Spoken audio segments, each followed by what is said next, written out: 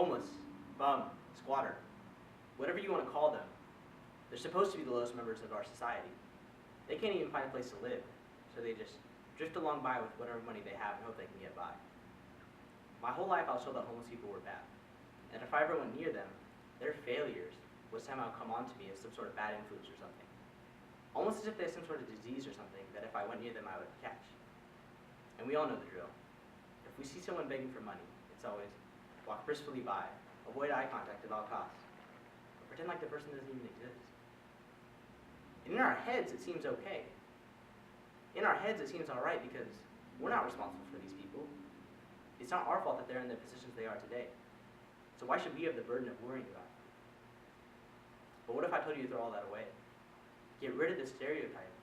They're people too. My whole life all I did was listen to what other people had to say about them, until I spoke up. About 4 years ago, a boy named Evan had recently moved near my house the summer before school had started. I didn't know him that well, but I decided he was a pretty friendly guy. Evan and I started biking to school together, and I began to appreciate his company more and more. You see, Evan was a very unique individual in the sense that he never cheated on anything, and he always gave 100% what he did. Evan cared about other people, and he always wanted to give a helping hand when he could. But I'll never forget the day that Evan changed my whole view of the world. It seemed like any normal November morning. There's a slight breeze outside, there's a little traffic on the street, the birds were chirping, and the dew was still on the grass from the night before. But it was as we entered the underpass that allowed us to safely cross the street by going under it. He was there. Homeless, bum, squatter, whatever you want to call him, he was there. Now, under usual circumstances, I would follow typical protocol, which is bike briskly by, avoid eye contact at all costs, and pretend like this man didn't even exist. But about 20 feet into this, I realized that Evan wasn't beside me to my left. He had stopped about 20 feet behind me. Confused, I look back and I go, Evan, what are you doing? He doesn't hear me and continues to approach this man.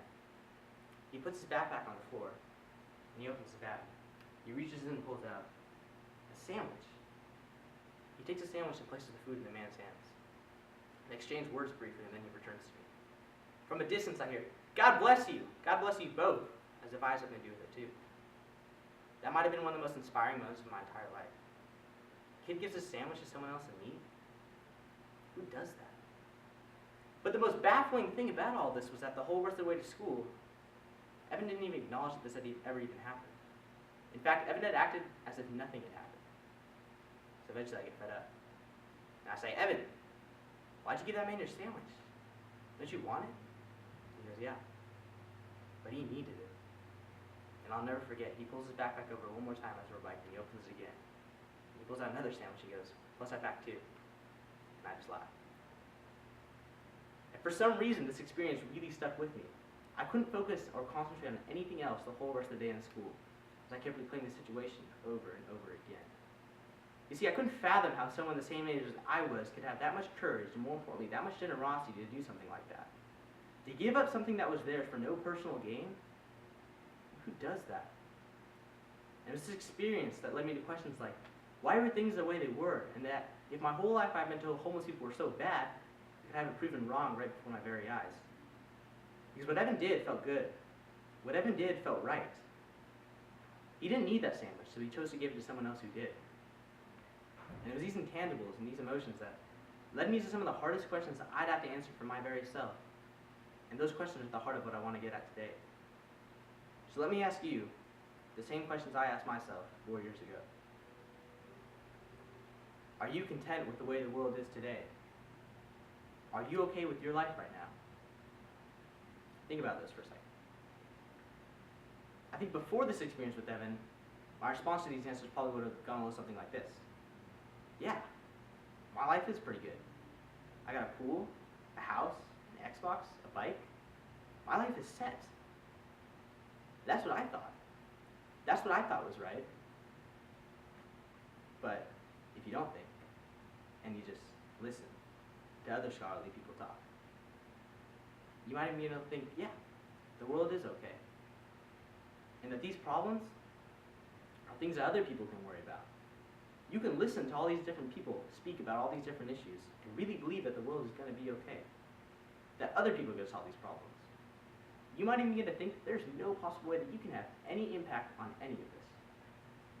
But that's simply not true. think to fully understand the world for what it really is, we gotta first get a little detached. We have to take a step back and forget everything we know, forget everything we've heard, forget all the biases, and then come back and see what our world has really become. We need to get a little detached and take a good hard look at what our world has become. And what you see is horrifying.